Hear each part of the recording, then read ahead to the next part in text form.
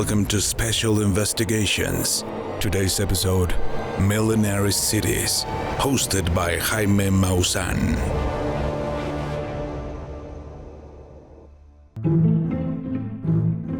According to legend, Teotihuacan is the city where men become gods.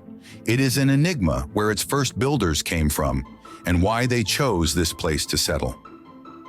After 100 years of exploration and research, the questions remain. There is no physical evidence of its creators, and there are no data or documents that indicate who built the best-planned city in Mesoamerica.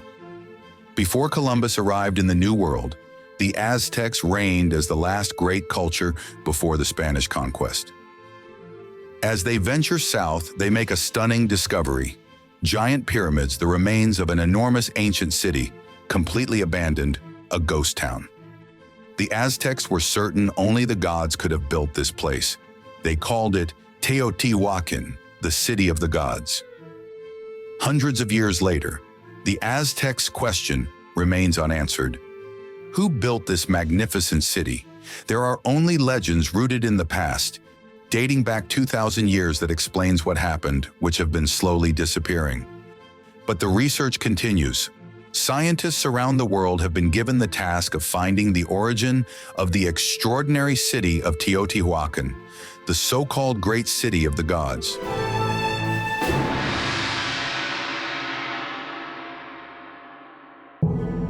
Behind me is the Pyramid of the Moon, located at the end of the so-called Road of the Dead. It is not known why it was called this way. Perhaps for here those that were going to be sacrificed transited. It is located at the end of the union of the three main pyramids that together, apparently, would be marking the same position of the constellation of Orion. There is an astronomical relationship between Teotihuacan and the stars. That is the reason why the Pyramid of the Sun is oriented towards the west. Precisely on certain dates in August and October, the sun rises just behind and hides in front of the pyramid. In other words, there is a solar relationship, as in many other Mesoamerican cities, and surely that was taken into consideration when planning the Road of the Dead because of its peculiar orientation and crossroads. Archaeologists have tried to find the meaning in each of the investigations carried out for over 100 years. It is a perfect grid in which all the architectural complexes were built. That is to say that nobody in Teotihuacan built at random. First, the streets were laid out, then the drainage system, taking in consideration where the water supply was going to come from, and then the houses were built. This shows that minds were thinking that we're designing up to where the city was going to grow, according to the resources that existed at the time. Even today, we continue using all its drainage systems, and the city does not flood. The ancient city of Teotihuacan, a mythical ghost town, still holds many secrets. Scientists have very few clues about its origins. Still, the legends left behind by the Aztecs, the last empire of the Americas, offer a detailed explanation, shedding light on this mysterious city. The Aztec Genesis, awe-inspiring in its narration, unveils a legend that delves into the origin of the sacred city of Teotihuacan. It unfolds the story of the giant pyramids, erected in honor of the sun and the moon, and the plumed serpent, a mythical figure 2 millennia ago. The rich tapestry of legends, traditions, and cultural heritage of the Aztecs was preserved for future generations by the pen of Spanish friar Geronimo de Mendieta. As the official chronicler of the last empire of the Americas, after the Spanish conquest in the 16th century, his task was to listen to and write their narratives and legends.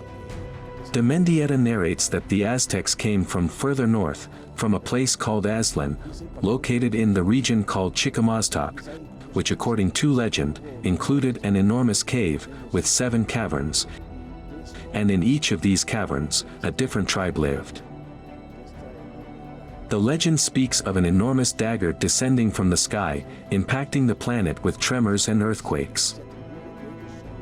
A giant dagger made of stone, from which 1,600 gods descended.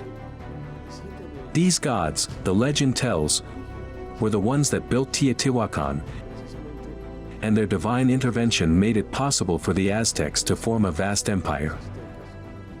The gods mentioned in the Genesis reached out to all 7 tribes living in the caverns, one of which was the Aztecs.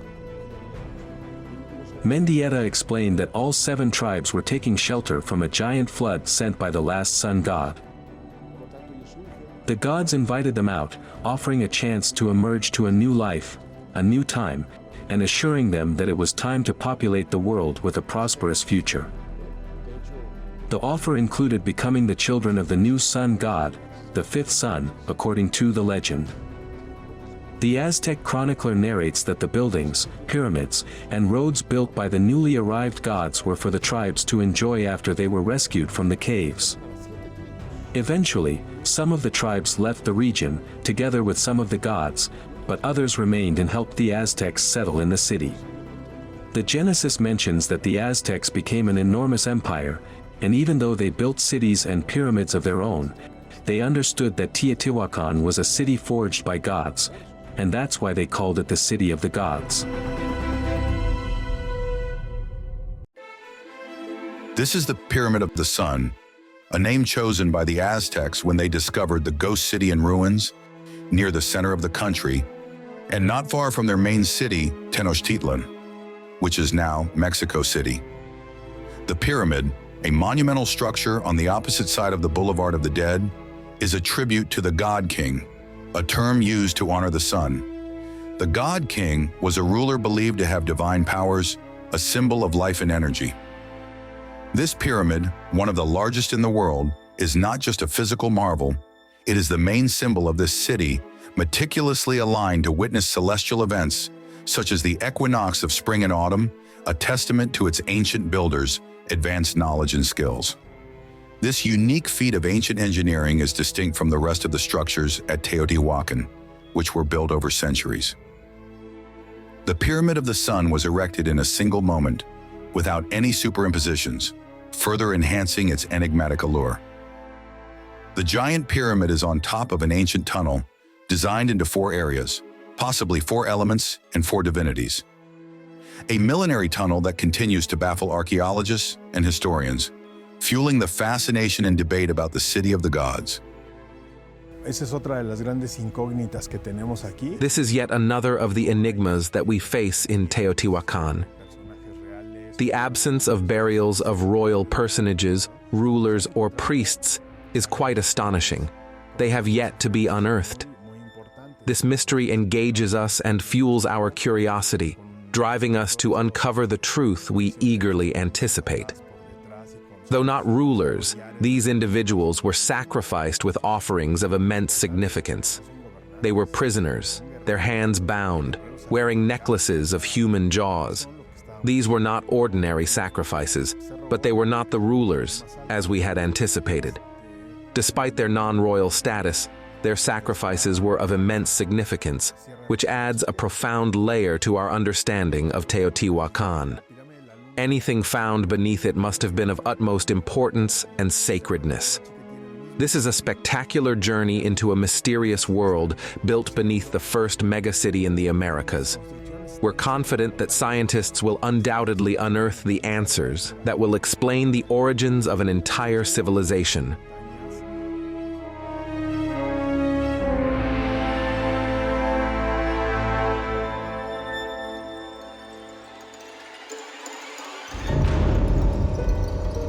The Pyramid of the Feathered Serpent, also known as the Temple of Quetzalcoatl, is a marvel located inside the citadel, and it is the 3rd largest pyramid in the city. What sets it apart are the abundant stone reliefs and 3-dimensional sculptures that once adorned all its sides, a unique feature that has captivated historians and archaeologists alike. Beneath the stone masses, a rich tapestry of history is buried. Up to 3 previous cities, one built on top of the other, each erected on the violated remains of the previous one, waiting to be unearthed. The layers of history beneath the surface of Teotihuacan are a captivating mystery waiting to be unraveled.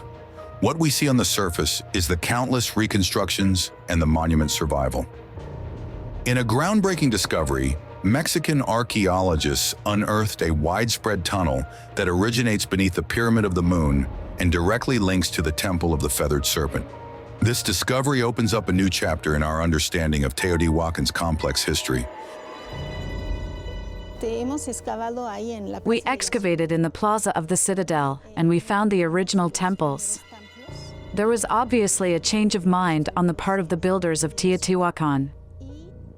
They decided to destroy an already erected part of the city and replace it with new buildings to build the mega complex of the citadel, but this time dedicated to the feathered serpent and the monster of the earth, or Sipical, as they called it. The change in direction might have happened because of the new arrivals coming to Teotihuacan because of catastrophes elsewhere. The eruption of Popocatépetl volcano in the mid to late 1st century, which volcanologists described as a catastrophe of epic proportions. After the volcanic eruption, the sky was darkened for extended periods. The sooting or blackening of the sky because of the volcanic ash would have affected sunlight and agriculture. This would have seemed like an apocalyptic scenario to people living around the volcano. The human toll and the magnitude of this eruption would have been devastating. People were probably thinking that the gods had turned against them. Settlements were destroyed, livestock died out. The very air and soil became toxic from volcanic fallout. The people were forced to move north as fast as they could.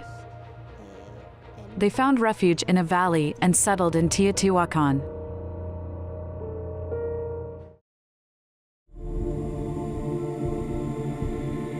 According to legends from Aztecs and other empires, the work of Quetzalcoatl, or Kukulkan, was known throughout Mesoamerica.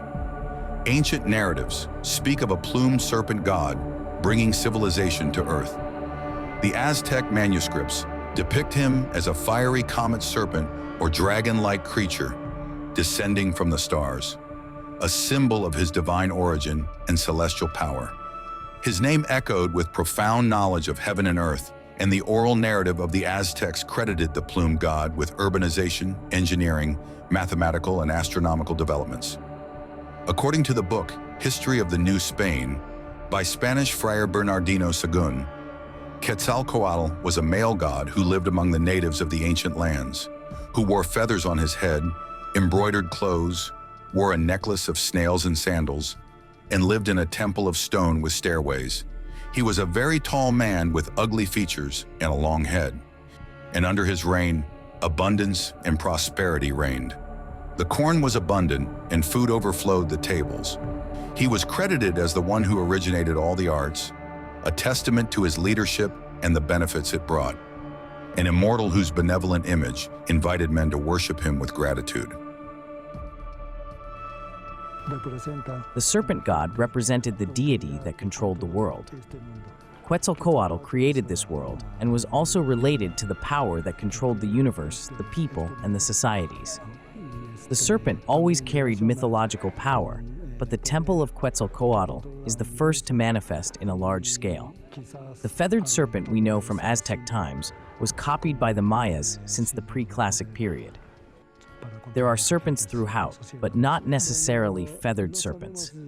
The feathered serpent was born here, in central Mexico. The feathered serpent temple in Teotihuacan is a unique marvel, the first of its kind. Never before had such a large temple been dedicated solely to the feathered serpent, nor had there been such a vibrant worship of this god. The pyramidal structure, possibly adorned with 260 feathered serpent heads, a significant number in the 260-day ritual calendar of Teotihuacan, was a sight to behold with its bright paint and intricately carved heads. The feathered serpent was not just a guardian, but also a central figure in Teotihuacan society. The Temple of the Feathered Serpent, located at the heart of this vast metropolis, symbolized its importance. Teotihuacan, one of the largest cities in the ancient world, sprawled across 20 square kilometers and boasted a population of over 100,000. The Serpent's Temple was so crucial that it was enclosed by a citadel of walls over 7 meters high and had only a single entrance, making it easy to defend. Teotihuacan was prone to drought, and when people get hungry and thirsty, they can get desperate. The only course of action for the rulers was to sacrifice citizens, This led to a major uprising. Evidence suggests that the people attacked the serpent's lair. Effigies were ripped off the temple and smashed, evidence of a violent rebellion, and probably the end of the feathered serpent of Teotihuacan. The feathered serpent continued to thrive elsewhere. Images of Mesoamerican cultures, all founded after Teotihuacan, like Chichen Itza, Xochicalco, and the great temple of the Aztecs in Tenochtitlan, have the feathered serpent as the main deity. However, Venus plays a significant role in the popular Aztec myth of Quetzalcoatl. In the 16th century, Venus was believed to have possessed a comet-like tail, and its orbit brought the planet into a celestial confrontation with Earth.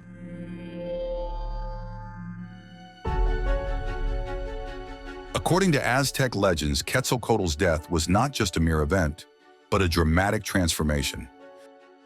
Like a great spark or ember, his soul ascended into the sky, leaving a streaming tail reminiscent of a quetzal bird.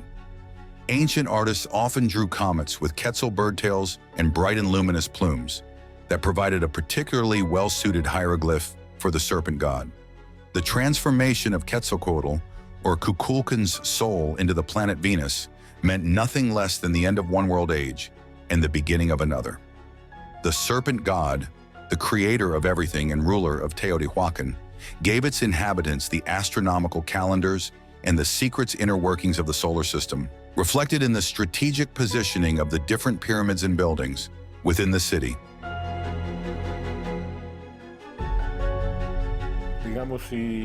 Imagine for a moment that the city was precisely aligned along north-south axes, implying perpendicularity along east and west. One might assume that the pyramid of the sun is oriented toward the equinox, but the reality is far more intriguing. This plot of perpendicular lines between them is rotated, which means that Teotihuacan is rotated more or less 15 degrees and a half, which is in the sense of the movement of the hands of the clock. This causes the pyramid of the sun not to be aligned on the day of the equinox, but on two dates that astronomically do not indicate anything peculiar: April 29th and August 13. However, these are dates that appear not only in Teotihuacan, but in cultures of all Mesoamerica during several millennia. It was observed that across many great cultures, the position of the sun reappears exactly every 365 days. This regularity formed the basis of the solar count, organized into 18 periods of 20 days. This consistency with 1820s, making 360 days and the addition of 5 days to reach the sun, demonstrates the orderly nature of time, governed by the sun, the brightest object in the sky. From then on, you had to wait 52 years for the cycle to start all over again. In other words, every 52 years, the cultures of Mesoamerica would celebrate great ceremonies called the New Fire and start all over again.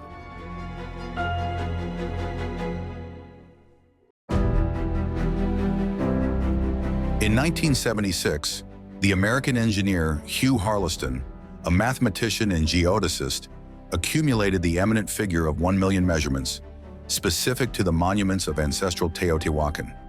His work was arduous for 30 years, and his conclusions were more than extraordinary. He found the entire city, in its visible composition, was an astronomical calendar, but not only of the Earth, but of the entire solar system. Every movement and structure of the system was reflected in the dimensions of Teotihuacan. The work of Harleston supported that the creators of the city, whether they were gods or men, knew the entire solar system in detail. The monuments were implicit references of this vast knowledge. Harleston's measurements went so far that he discovered the unit of measurement in which the city was laid out. The standard Teotihuacan unit is equivalent to 1.059 meters. Harleston found that the orientation of the great city of Teotihuacan is set towards the constellation of the Pleiades.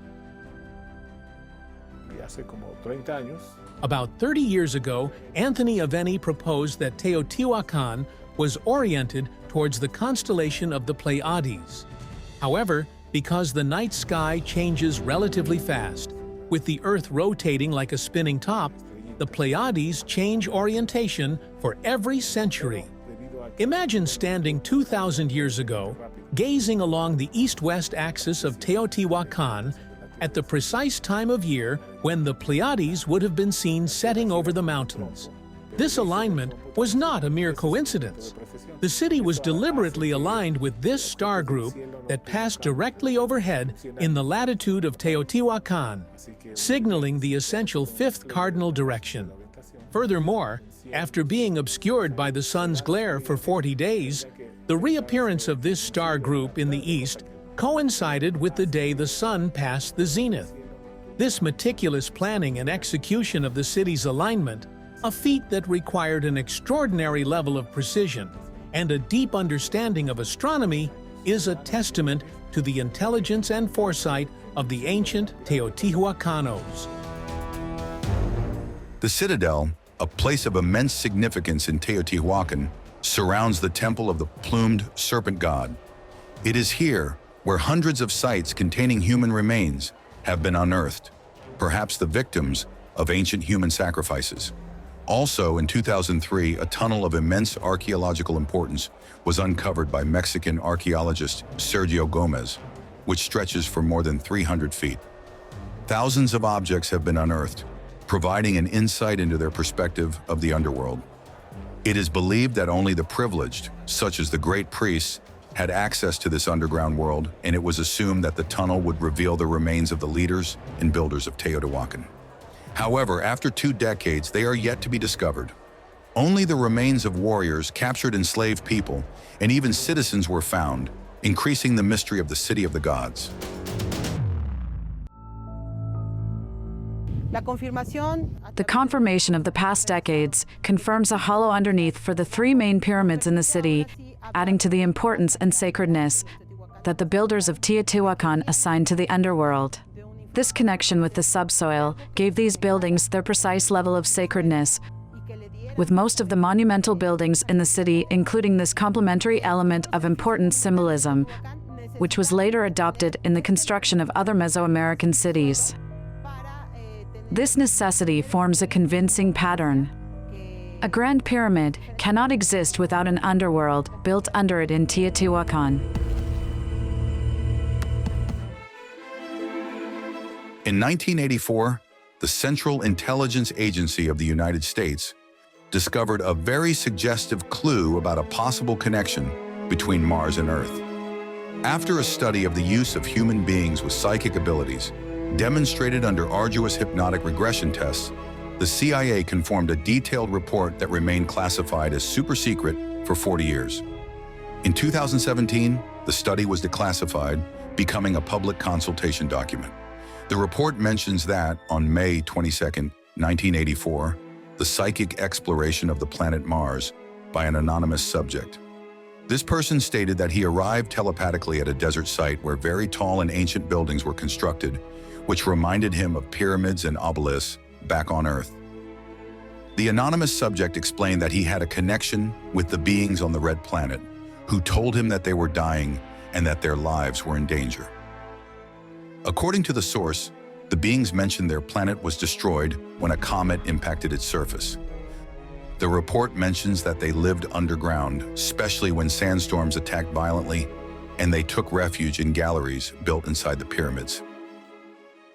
There does not seem to be anybody in control of the process that's going on right now. This is activists.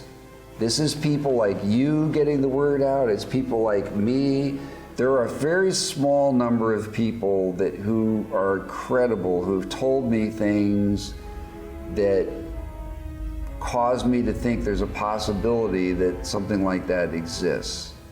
What I believe is the public deserves to know, and they deserve the facts. And that's what this is about, is trying to bring out the facts and the truth. And I think that's something that people of good faith on both sides can agree to.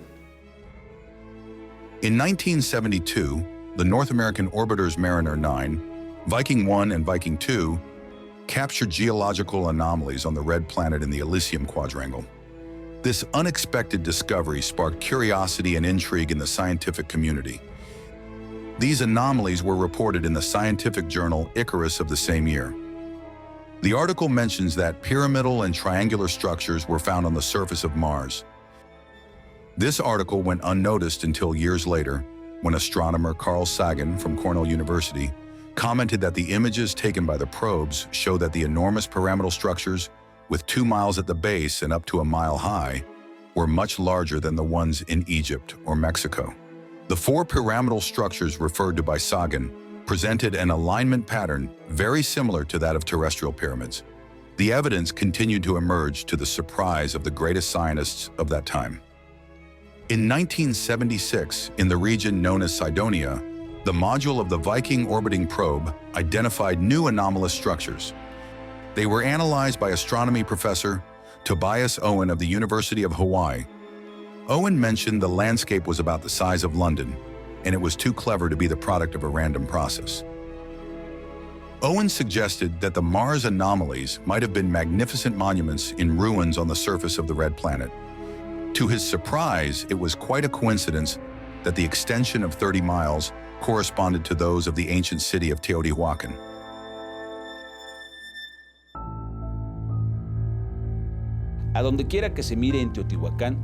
Everywhere you look in the city of the gods, we detect an impatient insistence, an obsession with red. What led the ancient Teotihuacans to cover the entire city in an artificially red hue? The origin of the city's red obsession may lie in the mysterious death disk. This archaeological effigy, carved in andesite, depicts a fleshless skull painted entirely in rust red, the sacred color of Teotihuacan. The death disk is a unique archaeological find. Discovered buried and broken near the Pyramid of the Sun, it bears missing pieces that were never recovered. Studies indicate it was crafted around the year 400, yet its style and material differ from other Teotihuacan sculptures of the time. Specialists argue that this disc was manufactured by the Aztec civilization since it has characteristic symbology of this people, such as the tongue and the folded glow. However, ancient Aztec legend speaks of a foreign character that came from the sky, which translates as the great red star that shines. The legend mentions that a red star full of life shone in the sky, illuminating the earth, which a powerful sun took away its face and left it like this, fleshless but still shining.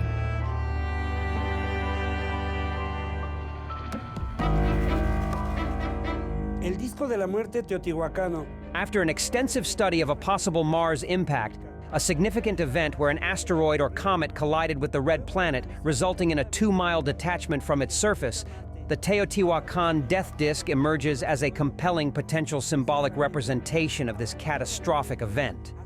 This interpretation, born from unique and specific research findings, offers a unique and intriguing viewpoint on Teotihuacan's ancient interpretation of planetary impacts.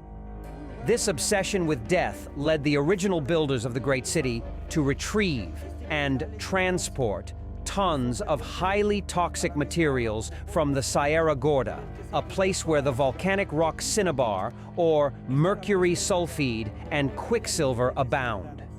These toxic minerals were used in Teotihuacan to complete the different chambers under the pyramids in the great city, from floor to ceiling. The sacrifice and dedication involved in this process, from the extraction of the material to its application, are truly admirable. It's important to note that this aesthetic detail claimed the lives of thousands of citizens, underscoring the ancient civilization's unwavering commitment and respect for their art.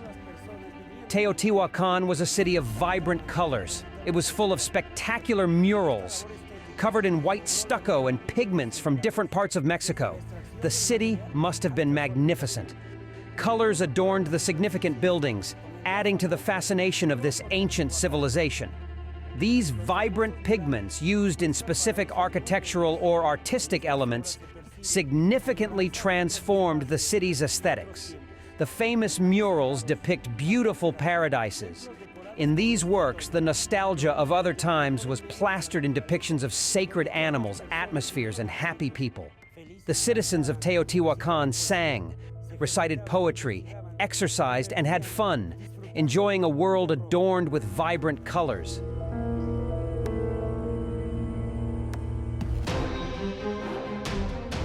Teotihuacan, the city of the gods, collapsed around 650 AD. Its natural inhabitants, more than 125,000 people, disappeared without a trace. Researchers have unearthed evidence of a catastrophic fire that consumed Teotihuacan in a single night. The origin of this fire, which reached temperatures exceeding 1,000 degrees, capable of melting rock, remains a puzzle. This enigmatic event, shrouded in mystery, intrigues and challenges the most astute minds in archaeology. The traces of this unprecedented inferno that engulfed various sectors of the city indicate that Teotihuacan faced a violent fall, an accurate attack that disintegrated its society. The scale of destruction, comparable to a volcanic phenomenon which left behind a city in ruins, is genuinely astonishing. The intense fire left marks on strategic sites in the city, a testament to the calculated nature of the attack.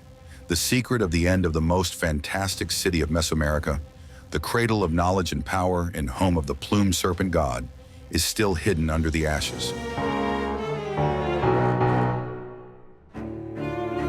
Our journey led us to Cuzco, a city shrouded in ancient mysteries.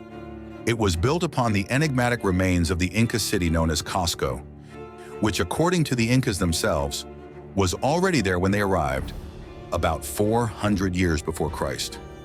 The method of joining the large stones, some weighing more than 100 tons, is a technique of unparalleled mystery and wonder, yet to be fully understood. The stone of the 12 angles, with its 12 distinct faces, stands as a testament to the extraordinary artistry employed by the inhabitants of Cusco.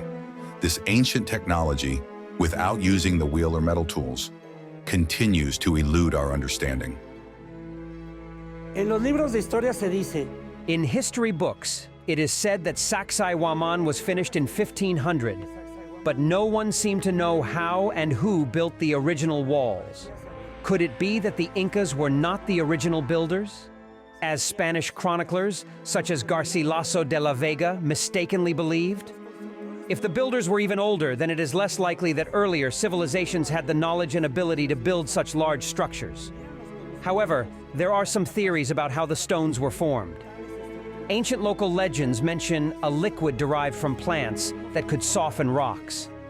Explorers, such as legendary Hiram Bragum, who rediscovered Machu Picchu, brought back tales of the substance. In addition, Jorge Lira, a Catholic priest in 1883, said that he was able to recreate the softening of the stones, but could not find a way to make them hard again. Interestingly, some of the marks on the stones closely resemble that of modern-day concrete, indicating that it was molded or scraped into shape. This similarity raises intriguing questions about the methods and technology used by ancient civilizations in Peru, suggesting that they might have had more advanced construction techniques than previously believed. But how did they manage such extremely precision-fitting workmanship with stones weighing as much as the Statue of Liberty without evidence of modern technology? The explanation often given is that the builders would chip a stone, see how it fit, lift it again, keep chipping and lifting, and so on. This process, forming blocks so complex and tightly fitted, using only stone hammers, wooden planks, and ropes, seems exceptionally unlikely. This is especially apparent when it comes to blocks that weigh over 100 tons. Renowned Swiss archaeologist Jean-Pierre Pronsin wrote in one of his books about the many problems builders confronted when transporting such heavy stones through mountainous terrain from quarries 25 miles away. The possibility that thousands of years ago, a megalithic society managed to finish Sacsayhuaman meant that the builders were much more advanced than we are currently giving them credit for. Sacsayhuaman shows proof that an ancient culture could transport enormous stones for several miles and build polygonal, megalithic walls with limited resources, using a force of approximately 20,000 men. These enormous blocks, adorned with intriguing carvings, have long puzzled the world's scientific community. The precision of their placement, leaving no room for even a sliver of paper, remains a mystery that defies explanation. Sacsayhuaman, a monument to the Inca civilization's greatness, stands as one of its most magnificent temples, a beacon of achievement and innovation that endured until the Spanish conquest in the 16th century. Sacsayhuaman is known to have been the site of a fierce and bloody battle between the invading Spanish and the ruling Inca in 1536. Although the walls appear colossal today, they were initially even more imposing, as the Spanish used all but the heaviest stones to build new structures and churches. The purpose for which Sacsayhuaman was built is uncertain. The walls and original towers seem defensive in nature. The site also incorporates a large plaza surrounded by terraces, which may have been used for religious ceremony. The large workforce was sent in from different provinces using a unique communal work within the Inca Empire, a practice that constantly rotates laborers, providing the enormous energy needed to erect the buildings. If one worker got sick, another would replace them, and local villagers would be responsible for feeding them. Approximately 4,000 men quarried and cut stone. Another 6,000 held great cables the size of human legs made of leather and hemp. Thousands more dug ditches, laid foundations, and cut beams, and master masons stacked the stones in place. This communal work was a key aspect of the Inca social structure, where citizens contributed to the community's needs and projects of the king. While the experts clearly state that one of the Inca kingdoms was responsible for constructing Sacsayhuaman, the exact year and the identity of the king remain a mystery, adding to the intrigue of this ancient wonder. The masterminds behind Sacsayhuaman's construction did not rely solely on stone hammers or ropes. Their use of advanced techniques to achieve the precision needed is evident. The way the rocks were molded, curved, and even bent suggests a level of knowledge and skill that still intrigues us in modern times. The question is, who provided the ancient builders thousands of years ago with the necessary technology to build the oldest fortress in the kingdom of the Incas?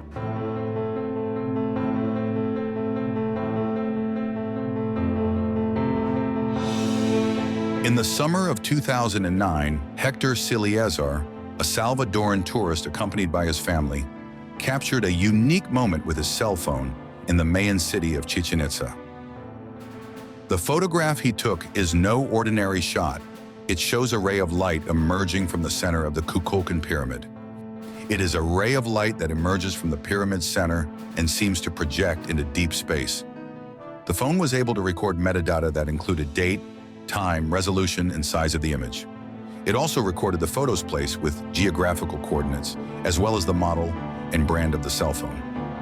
This photograph has been the subject of extensive research and analysis, and complete foundations have been gathered to ensure it is not a doctored image.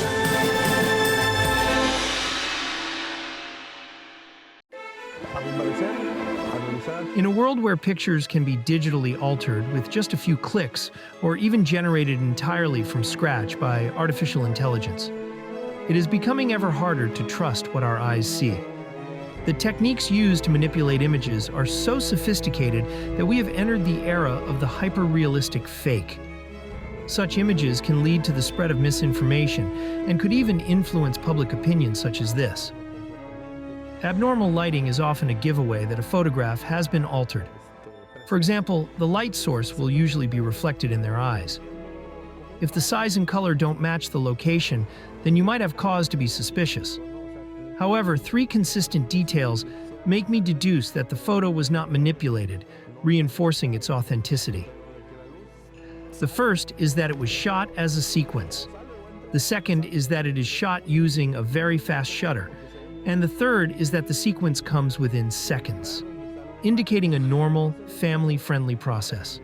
From a technical standpoint, when analyzing the programs as we usually do, it does not seem to me like a fake photo. The person who took it can say he took something out of this world. Embedded within the digital image code, metadata serves as a reliable indicator of a photo's authenticity. Timestamps, for instance, are concrete evidence being recorded each time a digital camera captures an image. This metadata is securely stored within each image file. Every digital camera sensor leaves a kind of fingerprint on pictures. This fingerprint is then associated with the manufacturer and could help identify areas of a photograph that have been manipulated. In our case, the photograph of the pyramid we analyzed is a perfect example of this validation. The metadata is not just congruent, it is precise. The coordinates, 20 degrees north and 88 degrees west, align with the area of Chichen Itza in Yucatan, the Mayan complex where the pyramid of Kukulkan is located, with remarkable accuracy. The Silieza family on vacation in Chichen Itza pointed out that Hector framed the pyramid of Kukulkan from the esplanade inside the ball court, having no idea what would happen next. With his cell phone in hand, he took 3 pyramid images. He then invited his daughters to pose, capturing 2 more photographs. 19 seconds later, he flipped the shutter again and captured a picture showing a pulse of light emanating from the top of the Mayan pyramid. This was a moment the entire family was part of, making them integral to this extraordinary discovery. We traveled from El Salvador to Mexico for a vacation. I can still feel the heavy rain pelting down, accompanied by the crackling of severe lightning. We were drenched, but at that moment we were also capturing the beauty of the girls standing in front of the pyramid. Hector, our photography enthusiast, was patiently waiting for the perfect moment to capture the lightning behind the girls and the pyramid. After several attempts, we noticed something unusual in the digital photo. A strange light seemed to be emanating from the pyramid. I had no words for it. I was really surprised once Hector showed it to me. It was very strange. Where did this come from? Because we never saw an obvious light like that at any time from the top of the pyramid. After I took the picture, I was overwhelmed with surprise and excitement. I wanted to show it to everyone around me. Spotting a group of Mayans nearby, engaged in prayer, I decided to wait until they finished and then show them the screen. When they saw the screen, they all agreed that the image was a representation of my heritage. The families and ancestry, in a moment of pure emotion, revealed themselves to me as a beam of light connecting Earth with the sky. This moment touched me deeply. I knew we had captured something truly extraordinary. It was a matter of being in the right place at the right time, and that's why I felt compelled to share it with the world. Through meticulous analysis and testimonies, the experts concluded that the image was not manipulated or superimposed. This photograph is a testament and perhaps proof that pyramids are conductors of energy into outer space, providing a solid foundation for this extraordinary discovery.